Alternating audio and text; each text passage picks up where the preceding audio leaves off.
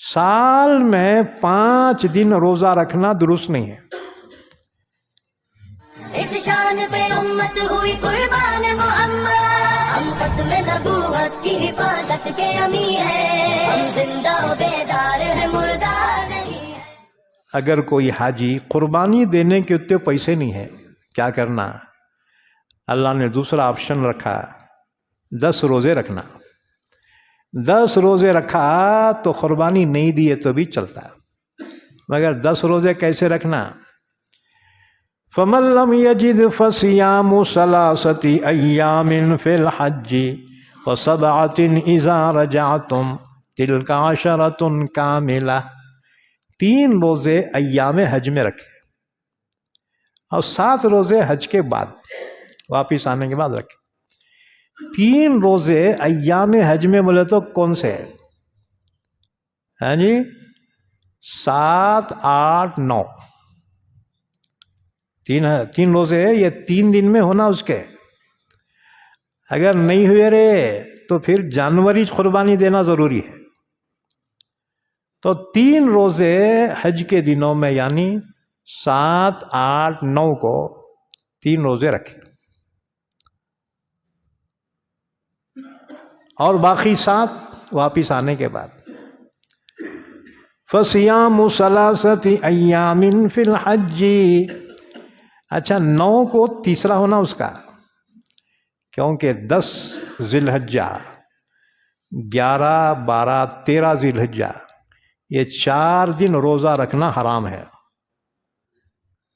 اسی طرح عید الفطر کے دن روزہ رکھنا یہ بھی حرام ہے. کیوں؟ سال میں 5 دن روزہ رکھنا درست نہیں ہے. عید الفطر کے دن اور بقرعید کے دن اور اس کے بعد 3 دن. کیوں؟ اس لیے کہ یہ 5 دنوں میں بندے مہمان ہیں، اللہ میزبان ہے. ہے جی، ایام اکل و شرب، یہ اللہ کی طرف سے دعوت کے دن ہیں. یہ اگر کوئی کسی کے پاس مہمان بن کے گیا، کھانا کھاؤ مہمان، نہیں میں روزہ ہوں. ابے روزہ رکھنا آیا کیوں بیٹا یہاں؟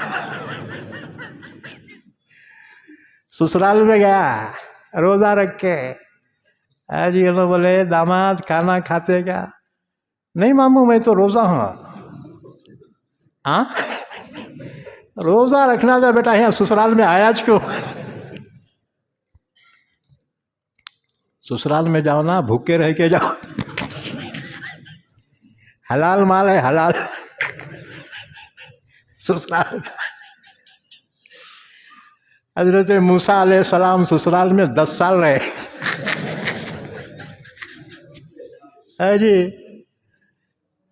تم سسرال میں جا کے اتنے سال نہ کرو. لیکن کیا پھگٹ رہے کیا؟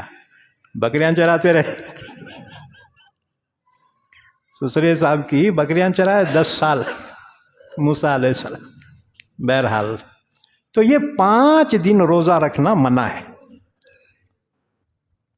2 عید کے دن اور بقرعید کے بعد کے 3 دن، یہ 5 دن روزہ رکھنا منع ہے.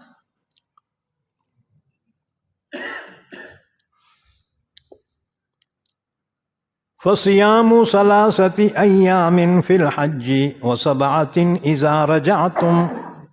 3 روزے حج کے دنوں میں 7، 8، 9 اور 7 روزے واپس لوٹنے کے بعد،